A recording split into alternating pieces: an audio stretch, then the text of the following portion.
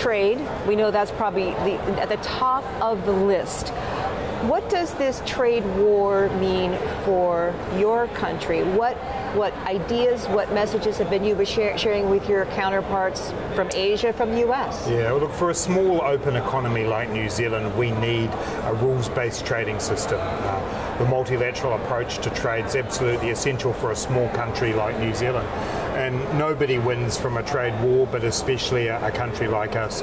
We're very reliant on exports to China and also to Australia, our nearest neighbour, as well as the US. And so what we're really calling for is an adherence to those rules. We need to strengthen that system. From New Zealand's exporters' perspective, we're not seeing a huge impact at the moment from the tariff war, but if it expands and if we see a greater level of tit-for-tat exchange, that will have a serious impact on our exporters and ultimately on economic growth in New Zealand.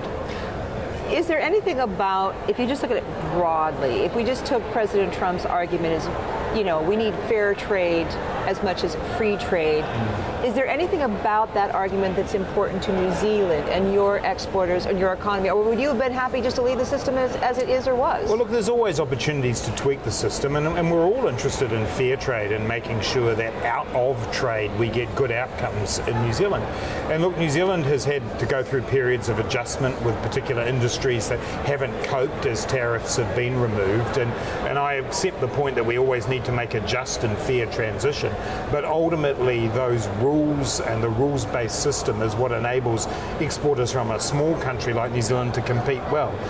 And we're not asking for any particular special or preferential treatment. We just want to be able to operate in a market with some certainty and with some fairness. And unfortunately, this tit-for-tat war is really going to endanger that. What are you most worried about right now, global growth or domestic activity? Oh, look, for New Zealand, the two are completely related to one another.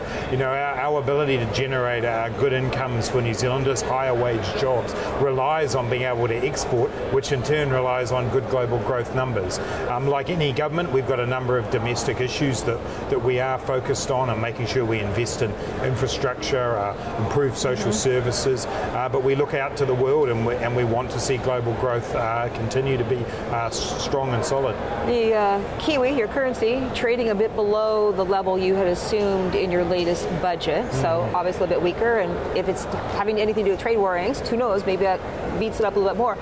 But is that a bad thing to have a weaker currency? Oh, look, I think, you know, the New Zealand currency has been very high against the US for some time, and it's you know, down in the mid-60s. Some would argue is probably a more sustainable position than where it is. It's still very strong against our other trading partners, particularly Australia, where it's largely held up, actually. So that's a lot to do with the strength of the US dollar, obviously, but we're not uncomfortable with where we are at the moment, and we'll continue to ensure we've got strong fundamentals in our economy. I think that's one of the things about the New Zealand dollar, is it comes off the fact that we are an economy where debt is low. You know, we are running operating surpluses.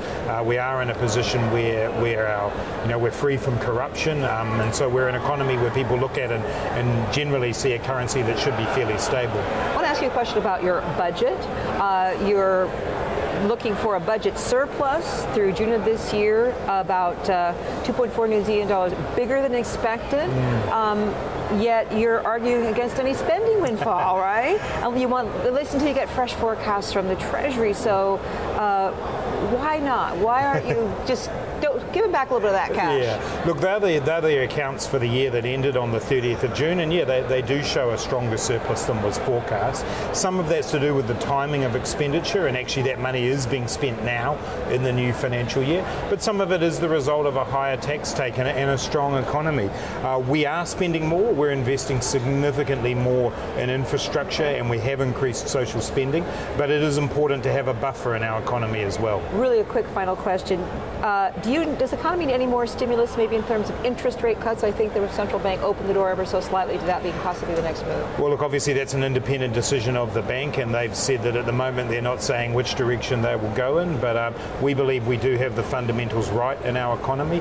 We'll be disciplined about our spending, but there are areas we do need to invest in.